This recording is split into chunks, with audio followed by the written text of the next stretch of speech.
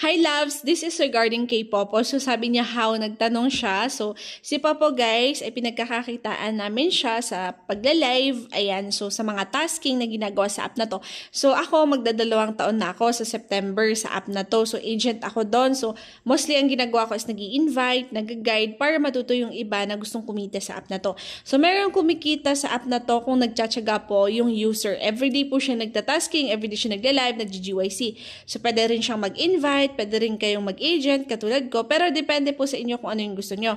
Pwede nyo siyang subukan. So, i-message nyo ako dito sa TikTok account ko na to. So, send ko yung account, yung instructions. Sa GC kasi natin, meron dun tutorials, guidance. Matututo kayo paano kumita sa app na to. Pag magsipag kayo, syempre na manood ng tutorials natin muna.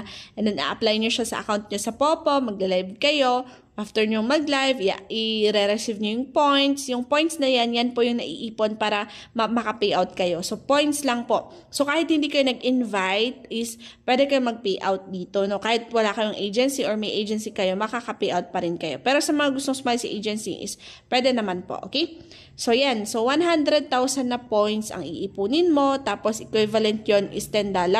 So, 500 plus pesos ang minimum na pwede nating i-payout sa app na to. Kaya dapat sipag at syaga yung kailangan natin dito.